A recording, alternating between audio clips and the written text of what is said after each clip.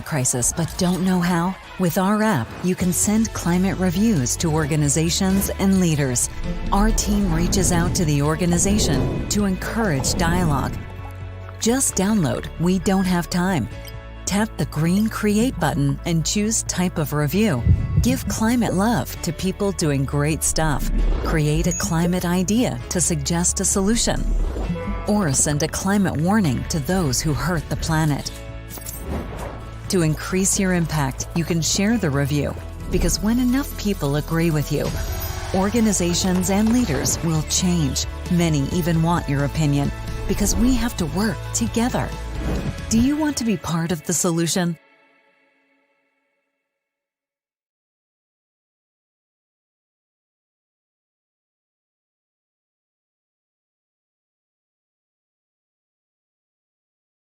Travel has changed. We were forced into taking a hiatus, which left us wondering, do we really want to go back to how things were? Belching out tons of carbon dioxide as you open your world. All the ads in your face and the pressure piled on for you to book now. No thanks. But there is a better way to travel, a greener and cleaner way to bring the world within reach. If you really want to wake up happy, book your hotels on Goodwings. You'll never see an ad and we'll never pressure you to book. And when you book your hotel on Goodwings, we'll offset the carbon emissions from your entire trip for free. Yep, hotels, cars, trains, and even your flight. All neutralized, compensated, offset, whatever you want to call it. It's gone. The icing on the cake? Create a free profile and you'll get member rates on a whole world of hotels. And if you're a company, you can save even more money with Goodwings for Business. So what's not to like? No ads, no stress, money saved, and carbon-neutral trips. Yes, travel has changed, but it's about time it did.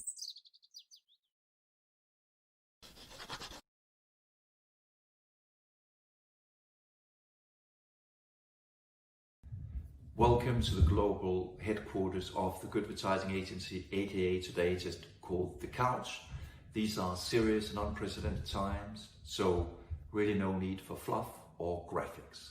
My name is Møller-Holst and I'm the founder and the director at the Goodadvertising agency, and we work in the exciting intersection between impact, sustainability and marketing. And we have done that for more than a decade, serving global clients from organizations, non-profits to governments. We've also kickstarted a movement in advertising towards a more responsible direction. You can check that out at goodadvertising.info, and we hope you want to join. We are ourselves also catalysts for change and run tons of educational programs that you can obviously learn much more about. And my role today is basically just moderating this exciting panel debate, so can't wait to see you online in a bit. So see ya.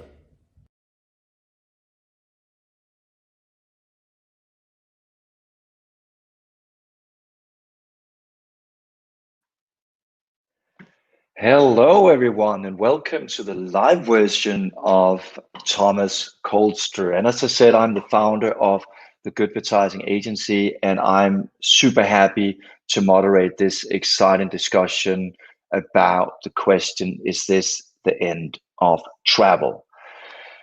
So how do you see the future of travel? And I gotta admit, I'm a travel buff. I've been to about 70 odd countries, from the small islands off the coast of Central Africa to Chile to lots of other places. So personally, I'm really excited to this, looking forward to this debate about the future possibilities and obstacle we will face as travelers, and for those of you who are joining us today from the travel industry. And I'm especially excited to kind of find the answer today about how can we reinvent travel in a greener, cleaner, and maybe even more fair way. And no doubt about it, I mean, we're all calling in from our homes, so the impact of COVID-19 is having quite an impact on the travel industry. But obviously what isn't clear is how that will impact the environment and how that will look in the future. But I do think in so many ways that the pandemic is also an opportunity to take a new look at travel and to maybe reinvent the travel industry instead of just replicating the mistakes of the past. So that's why we're here, really to ask those important questions. So is this really the end of travel? And how does the industry need to change? And maybe also importantly, and you can ask yourself that question, how do you need to change? And you can be part of this exciting conversation. So we want to hear from you. I know that quite a few of you have already asked your questions on Facebook, Twitter, or on this live stream. So please keep doing that, because I will pick up some of those questions in the conversations with our exciting panelists. So I can't wait to introduce you to our 4 panelists here today. And in so many ways, they are all innovators. They're all optimists in their own way, from design thinkers to people rallying the masses to an inventor of a new travel platform. So let's begin with the first panelist, calling in from Sweden today. It's Ingmar Renshuk, and he's the CEO and founder of the climate action-focused social network We Don't Have Time. You ought to go and check that out. An amazing platform. Also a big welcome to Sudhanshu Rai, and he's an associate professor of innovation of Copenhagen Business School, and also the founder of envision Consulting. And then all the way from Holland, we have Simone van Nerven. She's the founder of Rebel LA, and she's a catalyst for innovation. And she brings a lot of airline insight to this little panel, because she is the former head of innovation at the low-budget airline Fueling Airlines out of Spain. And last but not least, welcome to Christian Møller-Holst, and he's calling in from Denmark, not too far from where I'm at, actually. And he's the CEO and founder of the sustainable hotel booking site, Goodwings. So welcome to all of you. Great. So let's kick off this conversation. I think it's just fair to start with Christian, because Christian, you are one of those who bring a specific travel insight into this. So obviously, what are some of the impacts that we're seeing on the travel industry? And obviously also, I'm curious to know about this whole conversation we're hearing about all the positive environmental impact of people traveling less by airplanes. I mean, we heard stories about dolphins in the canals of Venice. So Christian, what's the state of the planet of traveling? Thank you, Thomas. If we look at on the data that's coming in on an industry level, IATA, the International Aviation Organization, indicates that the possible COVID-19 impact on passenger traffic for the full year of 2020, so it's an estimate, could be that we will see a reduction in seats offered by airlines of more than 50%, a reduction in passenger numbers of up to 3 billion, and a loss of $400 billion in gross passenger operating revenues. That's on the industry level. If we look at our own business, we went from double-digit monthly growth rates to dystopia in April, and basically have very little business today. If we then look at the climate, so as you mentioned, Thomas, we are seeing examples of less smog in Paris, fish in the canals of Venice, and so on. I read about a study from the Australian Institute that indicates that the fall of airline emissions could be up to 40%. So why is it not more, as no one is traveling by plane these days? Well, it's because a lot of the planes are still flying, empty or half empty. But of course, we see a radical improvement in certain areas of the environment and climate. But honestly, I fear that we're gonna see a massive bounce back to what we came from. And that's why we've taken this downtime to really take this as an opportunity and innovate. So as I mentioned earlier, we've had no business for the last 5 months, and instead of going crazy, we've really tried to find the best in ourselves. And then, kudos to my entire team and investors. And not more than 2 weeks ago, we came out with our new offer, which is that as of now and going forward, we will be focusing all our efforts on climate. And what it means in practical terms is that we're going to offset the emissions of our clients full trip. So transportation, flight, car, train, bus, your hotel, your transfers, cabs, taxis, even your burger. So we calculate it, we pay for offsetting, and we do what we can. Yeah. Great. And I mean, for those of you who don't know Goodwings.com, obviously some of you saw the little video, but please go and check out a new way of traveling when we bounce back to travel. Ingmar, I mean, I know that you're someone who looks at travel in a different light, because obviously a lot of travel these days had been traditionally with airlines, and we know that obviously it's not just about an industry that needs to change, but also we as individuals need to change. And we had a conversation about how you actually haven't flown for quite some time. So maybe you can shine a light on that. And I know this is one of the reoccurring questions that we're getting on the chat at the moment as well. Trains. So what's your perspective on airlines, train, and the pivot of some of these new, or not new, but other transportation options we can choose? Thanks, Thomas. Actually, I haven't flown since I launched We Don't Have Time 3 years ago myself. And the reason for that is that traveling by airplane is by far something that emits so much carbon emission compared to everything else that you can do as an individual. So if you take your own emission budget, you will see that taking away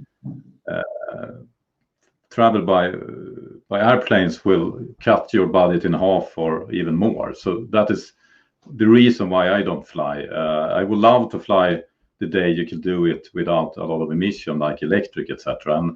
And actually, I think that if more people do like I am doing, airlines will hurry up and they will fix that, because if there is a demand, they will adapt. So that's the reason why I don't fly. And it's a challenging thing, of course. It's not so challenging to go on vacation, because you could do shorter trips, and more or less the whole Europe is accessible through train travel. But in order to do business on an international level, I even have board members that I have never met in the USA, because I can't fly there and meet them. So we don't have time as an organization. We have been using those digital tools long before the whole world did it, long before the corona. Actually, in 2018, we hosted the world's first digital conference. And nowadays, for climate, and nowadays everyone is doing that. So I mean, change is happening very, very fast.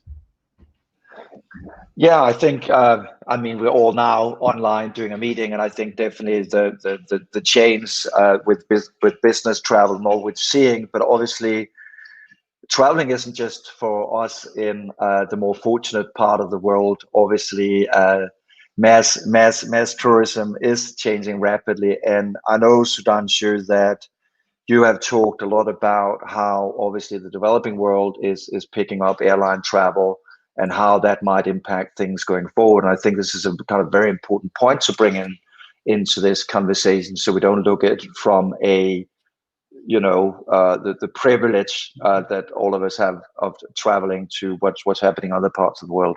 Maybe you want to give your perspective on that. Sure. I think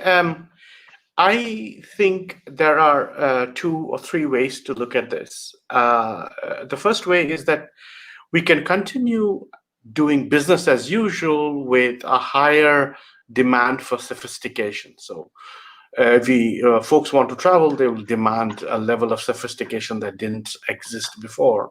That's one way. That is, the more developed, the more advanced countries, the more advanced consumers, or the more sophisticated consumers. Then you also have the emerging economies that are now just beginning to want to be curious about the rest of the world. Like in the 60s and the 70s, the advanced economies, we were very curious about the rest of the world, and we traveled. Now, those people the emerging economies, as the population gets richer, they will get curious about Denmark, about Sweden, about Holland. They'll want to go in the boats in the canals in Amsterdam. They'll want to do the funny things that you do in Venice and kiss under the bridge, for God alone what I know. These are all aspirational experiences that right now or before folks were just watching on their movies or their screens, Hollywood films. Now they actually can do it. So for those, you still will have budget travelers. You will still have large pack them and travel kind of airlines. But in the third wave, the more conscientious developing country people with a little more of disposable income, who have already traveled before Corona, they would probably demand a more sophisticated, not as sophisticated as the developed country folks, but a little more sophisticated than the mass. So I think, like Christian says, that it will come back. I think it'll come back. Human habit is very difficult to change. And some of us who are more, who have a greater amount of disposable income, we would tend to demand more sophistication. All this is only possible with a much better business model. I think we have not seen the power of business model being delivered to actually address climate change yet.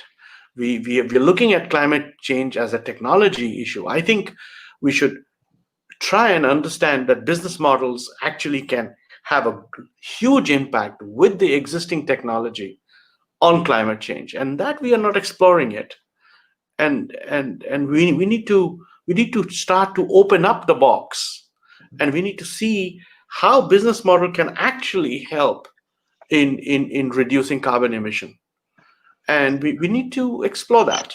We've only looked at the technology bias, and I understand that there's pollution and there's a technology solution, but business models has a very important solution avenue as well. So very interesting point of view, to not being stuck with what currently is and the technology that currently is, so the pivots, whether it's electric trains or electric flights or whatever it might be.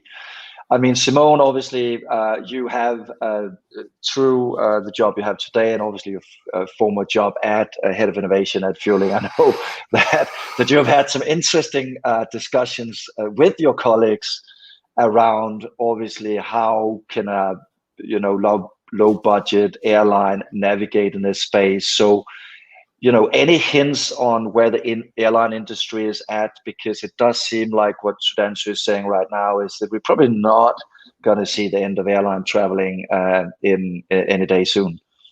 No, so before I joined Vueling, I have worked for KLM for 17 years, so I know a little bit about the airline industry.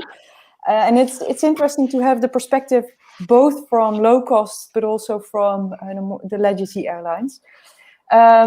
What I try to do is I try to change from within.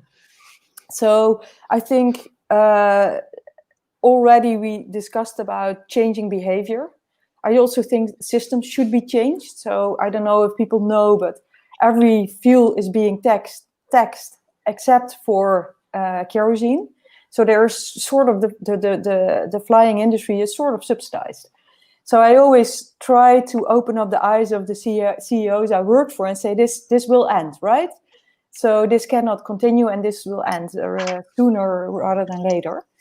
And then thirdly, about the business model, stepping into Sudhanshu, what you were saying is, I try to ask provoking questions, because I think when you're head of innovation, you should also think about the future. So I made the CEO of Vueling Airlines always very uncomfortable when I asked him the question, are we still an airline in 10 years from now? And especially when you look at a company like Vueling, they only fly European flights. So there are already pretty good train connections. So why are we not thinking about that? And what I used to do is, when I had to go to Madrid, from Barcelona to Madrid, I took the train, but I was not allowed to do so. They told me, you work for an airline, so you have to take a flight. And I said, no, I do research. I need to research why people are taking the train. But I think this kind of thinking, like you are working in an airline, so you are not allowed to take the train. And it is so much more convenient. I live in Amsterdam right now. I also have a client in Paris. I always take the train. And I also like to explore why people are doing that. And maybe another funny anecdote to share. It's not easy to work in an airline industry because the mindset is not always very open. So this first couple of months when I was working in Vueling, I said to them, I have a crazy idea. We should partner with a company like Zoom or someone who is offering this kind of online conferencing stuff, right? Because it's a new business model. And everybody was like, she's like really crazy. Why did we hire her? Imagine if they would have done that, right? They would have been world news and they could have pivoted to a complete new world and business. So I think a lot of mindset changing needs to happen in the airline industry. I think that was exactly also the point that you made, Sudhanshu. I mean, if we look at the stock value right now of online conferencing like Zoom, that's going pretty well.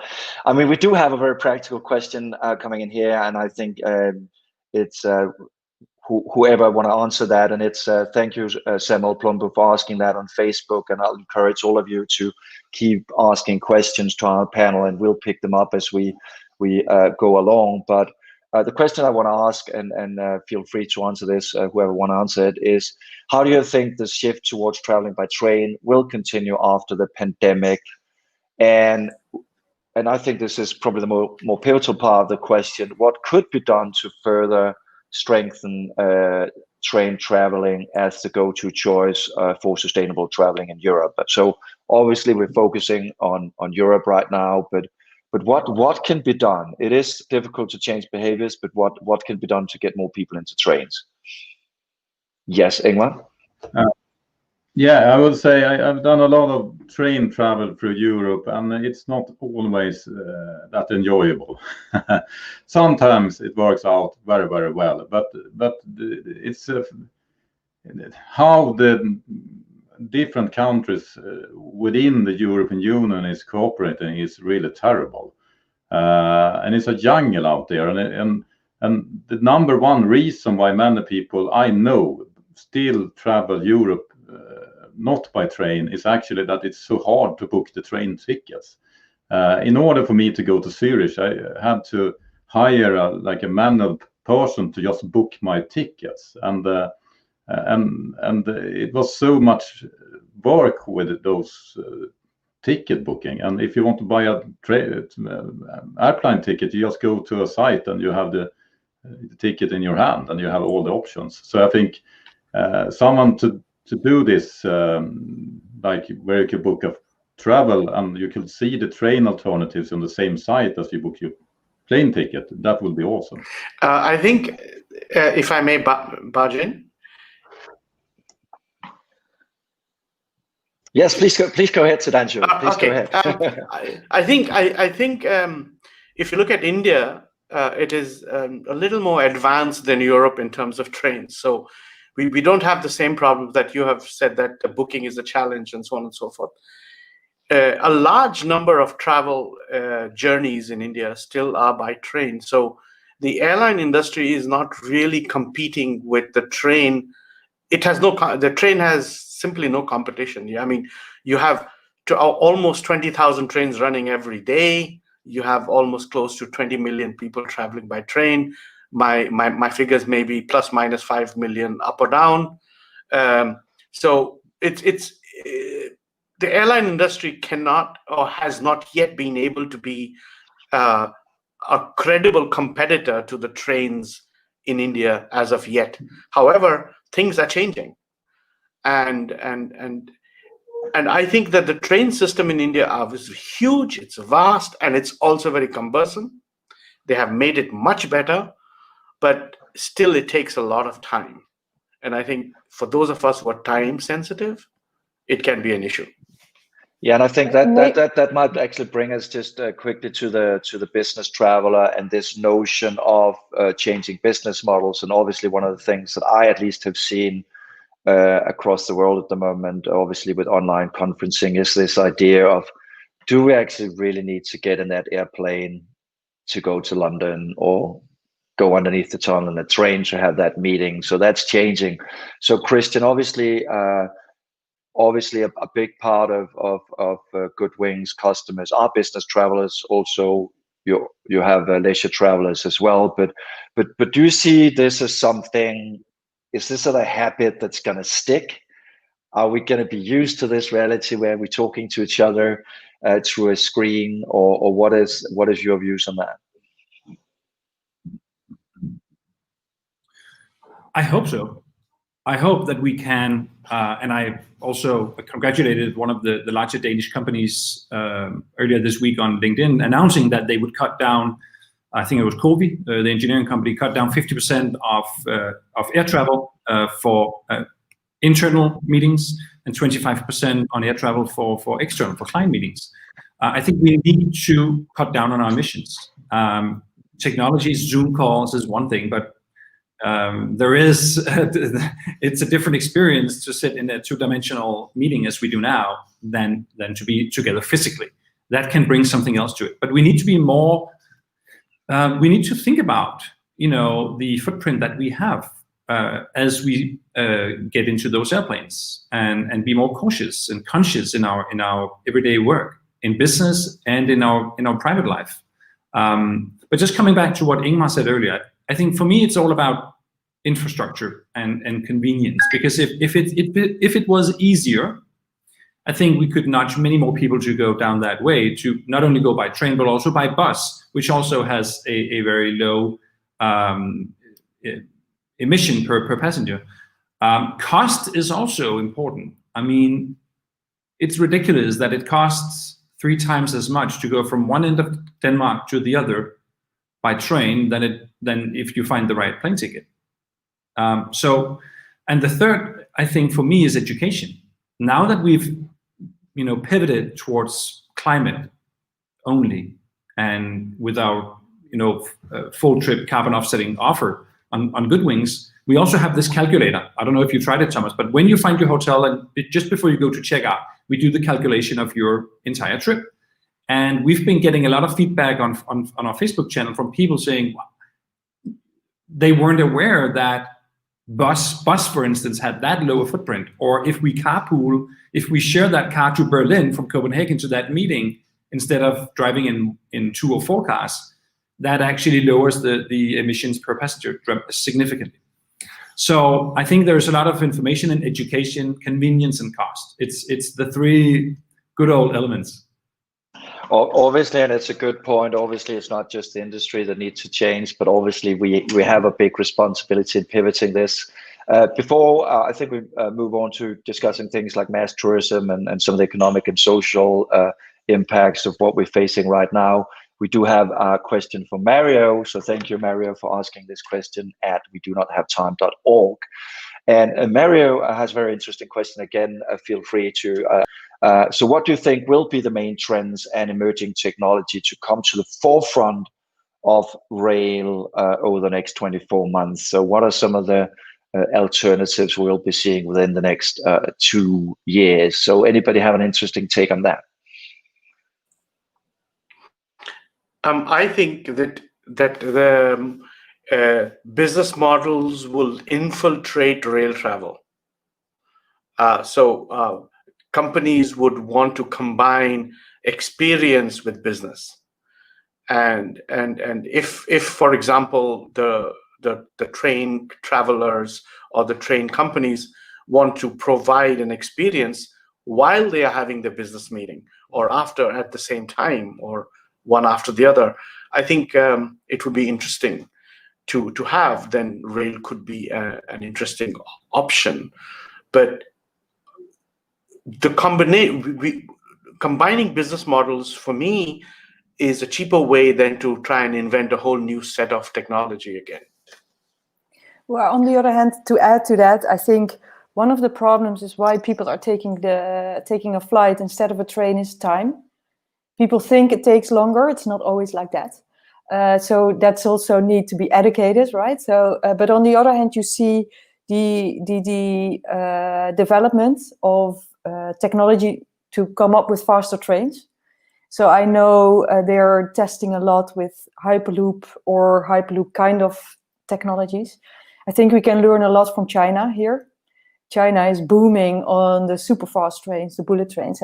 So actually, I hope they will come to Europe more, although I think infrastructure in Europe is pretty difficult. So, but that is what I will see in the next, referring to the question, in the next 24 months, a lot of money put in this kind of development. And I think we kind of come back a little bit to this behavior and obviously things that are typical for whatever way we look at sustainability and lowering our carbon emissions ourselves and our behaviors. So, I mean, when we coined the panelists as the end of travel, I mean, a fair question to be asking is maybe, do we actually need to travel so much? I mean, we've seen the effects of mass travel. I mean, Simone, you'll be representing Amsterdam today. I mean, there's been so many tourists flocking into Amsterdam. I know that one of the things that the city of Amsterdam was actually saying, no more tourism campaigns because we don't want them.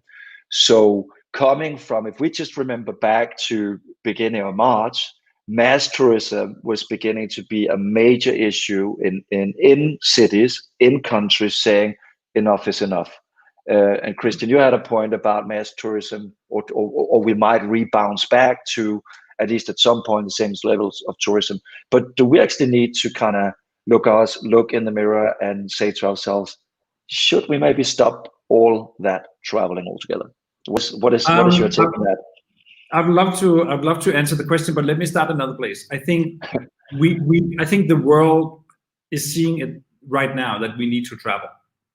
The world economy is interconnected, it's globalized, and we are interdependent, and we need to get business back, but we need to get it back smarter than pre-COVID. Remember that 1 in 10 employees around the world works within travel and tourism, Thomas. So it's more than 300 million people whose livelihood is dependent on restaurants, hotels, airlines, etc. And it's very easy for us to sit here and say, well, let's shut it down for one more year, and let's see the canals in Venice then. So, I mean, we have to balance people and planet. But so I think we need to travel. Also, we live in a time of extreme isolationism, and nationalism. So, from a more philosophical point of view, I think we've never had a bigger need to meet each other across borders, exchange ideas and business. But so that's my point of view. We need to travel, but we need to do it better, and that means that we should, of course, avoid to go to Barcelona or Madrid or Copenhagen, for that matter, when it's peaking. And as I told you, Thomas, we've been playing with this idea of having this tourism density index on our website. So if you look for a hotel in Barcelona in July, we might come up with a pop-up and saying, well, consider Bilbao or Sevilla. Secondly, I think destinations is also worth talking about. Why do I need to go to the Maldives, with my family, when I can get just as fantastic travel experiences within Europe? So I think we need to be very cautious about the demand that we build for ourselves, and I think the travel companies need to be much more bold and not be so relying on the hotel deals that they've been clinging on to in the Maldives for 20 years. Well, maybe it's time to find some equal nice hotels in Corsica. So I think it's on, yeah. So Ingmar, I actually just want your comment on this, because obviously, which is an incredible journey you've been on We Don't Have Time, and actually connecting people around climate change without the traveling. So you actually connected a lot of like-minded people around a cause they care about. So can we, if we take the cultural dimension of this, can we connect people? Do we need to travel to connect? Is that so important?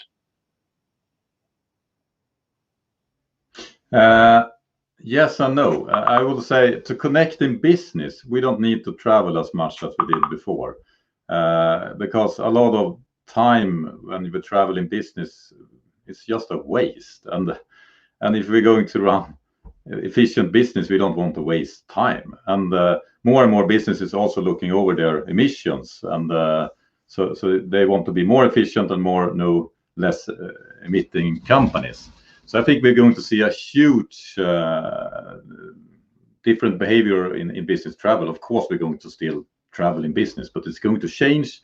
I think it's going to be much more quality and much less those fast like train, like where you fly over the day and back to a meaningless meeting. That's one thing. But I will also say that what travel is so great to make is the random connections, where you meet people you never had anything to do with. And in the society we are today, I'm really terrified about the development of that. We only read newspaper we agree on. We only in our social media bubble that we agree on. We also buy services from companies we agree on, and we don't talk to each other. And I think the remedy to that is travel. And the best remedy to that is slow travel, because when you travel slow on train, you meet people and you talk to people. So I think travel is super important, but slow travel is the thing we need to achieve, because slow travel will also be really good for the climate. Great, and yes, and obviously, and I think it was a fair point, and as you mentioned as well, Christian, the economic implications of travel. Actually, I always, I remember this dilemma between cars versus bicycles, cars versus public transportation. The conversation we had around cities, and one of the guys I always respected a lot was the old mayor of Bogota, Enrique Peñalosa, who talked about, people on a $30 bicycle has the same, or should have the same rights as a guy in a $30,000 car. So this idea of travel, and Sudhanshu, you touched on it a little bit in terms of people who can afford to choose a certain type of travel, a more conscious type of travel.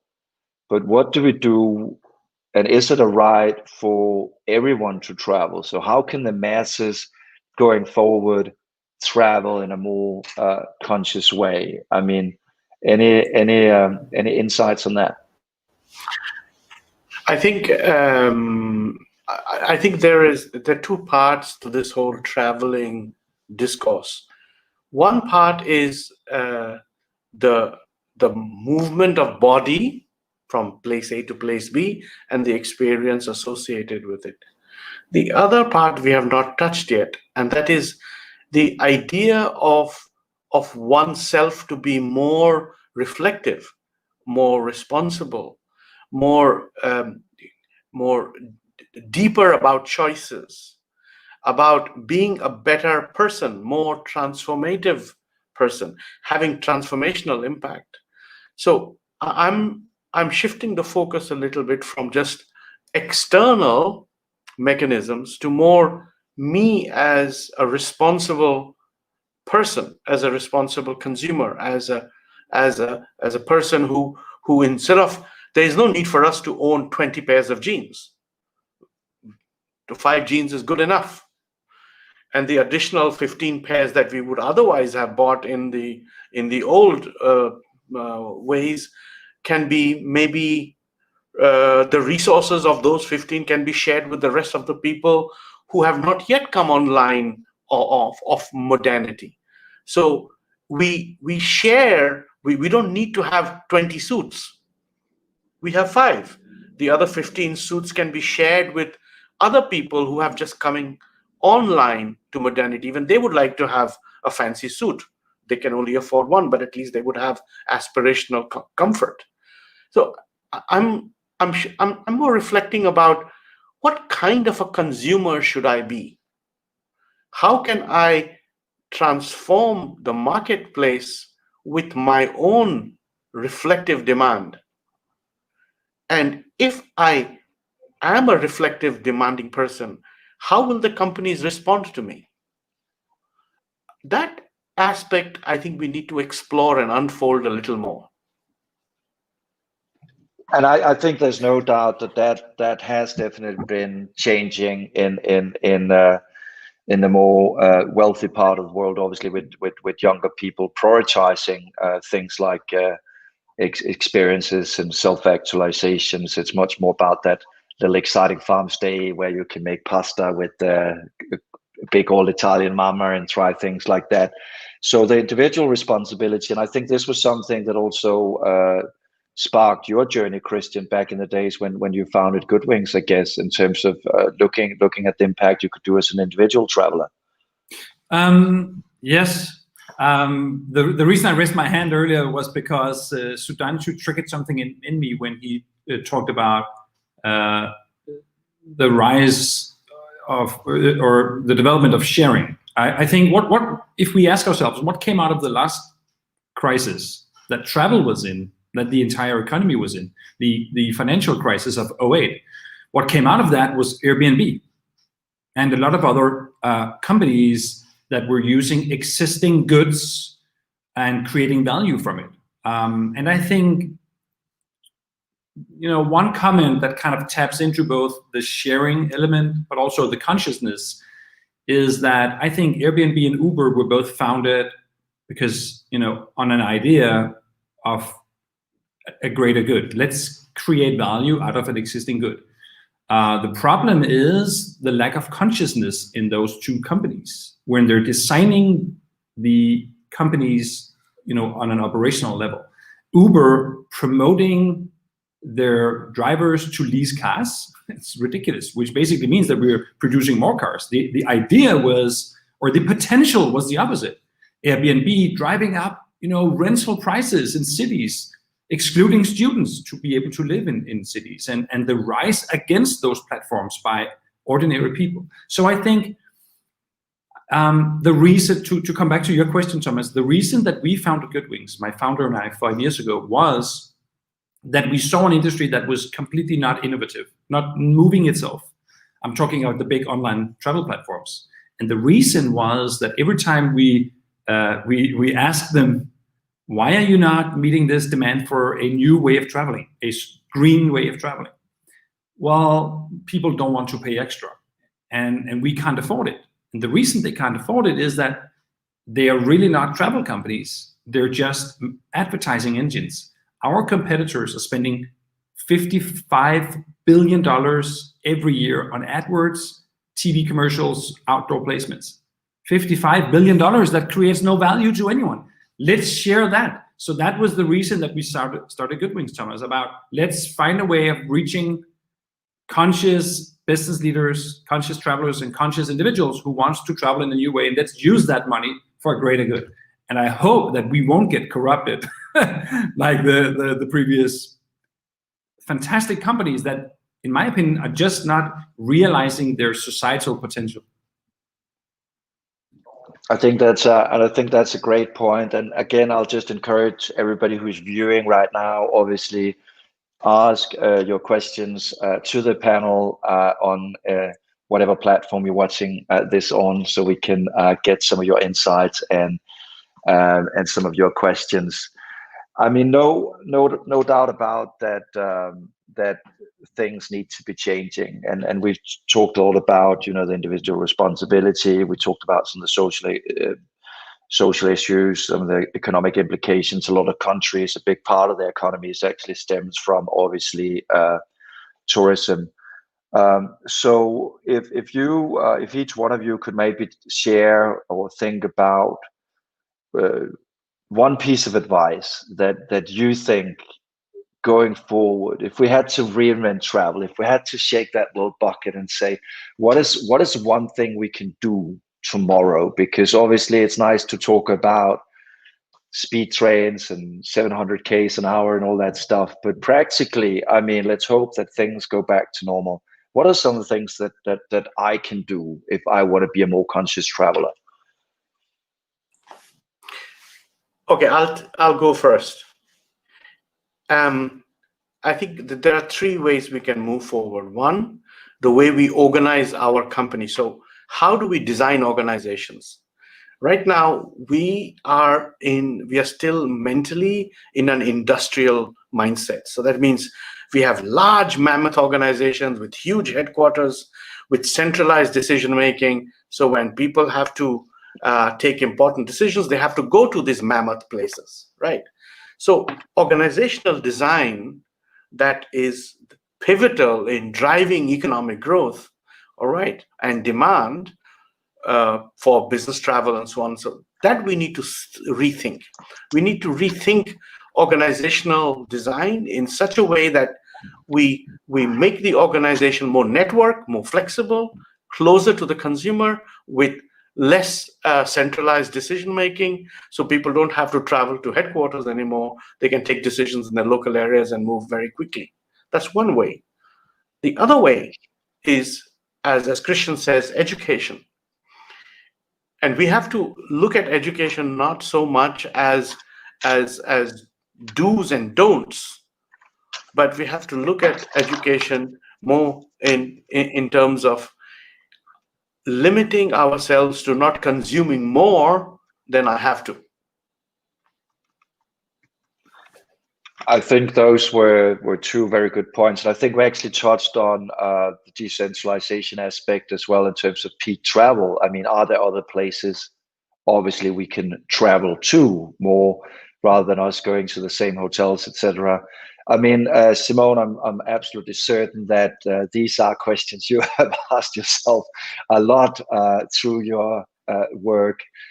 So any good tips that you can share? I know one of the things that I saw, actually, I don't know if you were at KLM at the time, but I think there was something they announced about a year ago where they actually came out and said, you know, we will actually encourage our customers to take the train whenever possible. It really does not make much sense to take a flight from Amsterdam to London. So at least that's a thing that KLM did at that point. But any good hints that we can take with us going forward?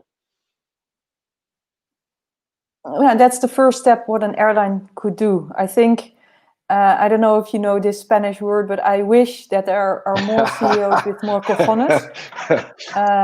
Who's gonna translate that? Because we talk. Exactly. Google it, right? No, but what I mean with that is yes, we as individuals can change and reframe the way we think and work. And I just wrote down, maybe we should reframe the work from home situation and then make it the work from the train situation. So we reframe slow travel. It's actually just working. So that is what we can do as an individual. But I also think that the people who have a lot of power in the airline industry should reframe what they are in for, right? So maybe reframe their purpose. It's not about transporting people from airport A to B. I think it's about having or bringing meaningful connections and experiences. And if you reframe your business like that, it opens up the whole market for completely different business models. So I think that is the first step what should happen in the airline industry. And I hope that there will be some outsiders who are going to push forward. And then some airlines won't survive. But sometimes you need a shakeout, right? So it's hard to say, but I think that needs to happen as well. It does seem like very rarely the much needed innovation within business models very rarely come from the industry itself. There was a follow-up question from the chat from Kushal, so thank you for asking us that on YouTube Live. And the question is obviously to you, Simone, because the consequences obviously of what we are seeing right now with the airline industry, we have a lot of airlines that are being bailed out by governments across Europe and across the world. But your message to obviously, which is a tough one, balancing sustainability and employment. So, what's to do with the travel industry's workforce in general? I mean, yeah. So here in Amsterdam, I don't know where everybody is in which country, but what you see happening here is KLM is struggling, obviously. So you see people from the healthcare industry asking for those people who are cabin attendants, because they are very people oriented and they can bring service. So you can see shifts happening for that. Sometimes industries need a shake-up and people will survive, right? They find new purposes. So I'm not afraid that that people won't find new or other kind of jobs. You see in airline industries, there are a lot of data-oriented people working already. There is a lot of potential for those people. Well, pilots, I know I don't make myself very popular in the airline industry, but there are already technologies where pilots are not needed to fly a plane anymore. So if I would be a pilot, I would already think about reshifting my career. So I don't know where it will go to, but I think everybody will be able to have new landing spots in other industries. And I guess we are definitely doing digitalization, etc., seeing lots of new jobs being created and new green jobs being created. So obviously that's a good thing to think about. I mean, but let's go and look at some of those kind of practical advice that we can take going forward in terms of travel. Christian, do you want to share some of your insights, because obviously you have been at the forefront of trying to understand when people need to travel, at least carbon offset. But I mean, what are some of your points? Well, coming back to some of the things that I addressed earlier, I think traveling is such a big part of our identity. We love to show pictures of ourselves and with our friends or families, exotic places. We love to show on LinkedIn that I'm now going to New York for this important business trip. So I think it's on a very fundamental level. I think travel is just one way of showing who we are. So I think coming back to what Sudhanshu talked about earlier about an increased level of consciousness, I think we really need to rediscover ourselves. Do we really need to travel 100 days? A lot of people I know are traveling 80, 100 days a year away from their families. Do we really need to go and take our kids to the Maldives, the example that I gave earlier, or could we have an equal fantastic experience with our loved ones closer to our home? So I think it's about being more reflective, but also from the industry to be better at opening people's eyes, educating them about the climate aspects of traveling and offsetting whatever we can, and inspire. We need inspiration. We need to be inspired what to do. I think those are definitely very, very good questions. And talking about changing the status of traveling, I mean, I remember, when you look at a film like Pulp Fiction and they're sitting in a car in a restaurant because the car was cool. Today, when you go into a cafe, in quite a few cafes, you have a bicycle now hanging on the wall as the status symbol. So maybe we got to change the status of the airplane being the cool thing to finding, or maybe rejuvenating the train with a bit of coolness. And obviously inspiring people to see new choices. Ingmar, obviously you're amazing collective of thinkers and doers that we don't have time. I'm sure that they converse a lot about travel, and you definitely changed your habits quite a bit. Do you have one or two advices that you think would bring us in a more conscious direction? Yes, I will say skip the boring business travel if it's not super necessary. But on the free time, I will encourage everyone to travel more, to get out there and spread and inspire climate action. Talk to people in other countries, in other cities, in other people with other political views, etc. Meet them, talk to them, inspire them to do the right choices and inspire them that it's better choices. I think it's super important that we must move on from this. We should not go travel by airplanes, or we should not get kids because it's too crowded on this planet. I would say the other way around. Focus on what to do. Travel by train. Choose the best hotels that are climate friendly. And if you live a climate friendly lifestyle, have many kids and raise them to eco warriors to change this world. Because we can't change anything by doing nothing. We must focus on what to do and inspire others to do it instead. And so get out there, travel, and start a revolution, a sustainable revolution in travel, and spread the message. That's my advice.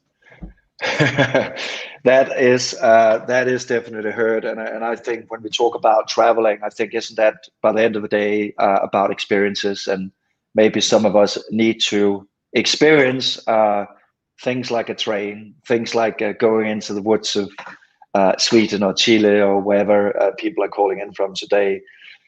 The last very last 4 minutes that we have, and thank you all for joining us here today.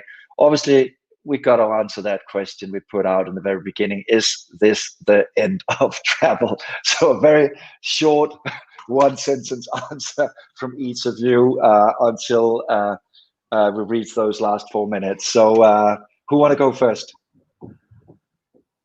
I can go first. Oh, okay. Christian will go first.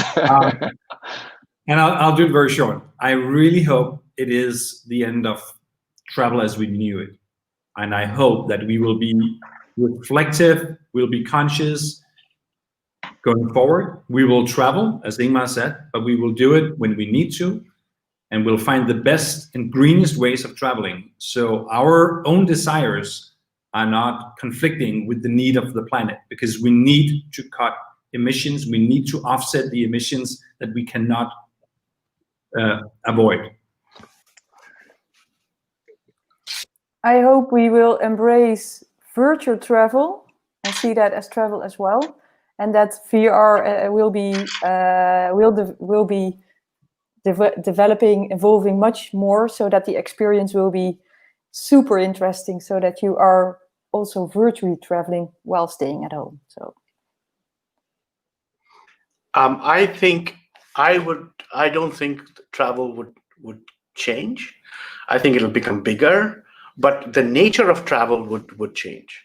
So the people would still travel, but I think they will travel more for pleasure. My sense is that the business people would cut back, but the pleasure people, because we need other human beings to survive. I need to be in Holland because the Dutch are very friendly and happy. I need to go on the Dutch canal. I'm so sorry. I need to go and watch see the art that is there in Holland. I can't see it anywhere else. What I'm trying to say is that human experience is, if human experience is the core to travel, then I think it is worth having that. But if travel is only about making more money, then I'm not so sure we should have more of that. Great. And Ingmar, the closing remarks to all the Eco Warriors and for those who are joining the Eco Warrior, the Conscious Revolution. Any final words? I will say like this. I think, I hope, like Christian, that this will be the end of unsustainable travel and the start of a whole other greener and much more thoughtful travel, and only do it when it's necessary, not do it just because. But I will also say that, I mean, of course we want to meet other people and we need to live, etc. But as Corona's taught us, is that if we act too late, we have to shut down the whole society. And if we're going to act too late on the climate crisis, it is the end of travel. Actually, it's probably the end of civilization. And we must take that in consideration and actually not go back to the business as usual, but change. And if we don't do it voluntarily, we need to do it we need, I mean, we're going to see regulation. It's not going to be allowed to do unsustainable travel. So we must change before someone's changing everything for us. And those were the very last closing words here. You know, this is definitely the time to act and use this opportunity post-corona to change our travel habits, to rethink the industry, to rethink the business models. And one word I heard from all of you again and again was actually hope. So let's go into this period post-corona with a lot of hope and optimism that we can all do it as individuals, as citizens, as a travel industry. Thank you, Sudhanshu. Thank you, Ingmar. Thank you, Simone. Thank you, Kristen, for all these great insights. Thank you to all of you out there for your amazing question. It's been a pleasure, and we hope to see you at another conversation around travel. So thank you all.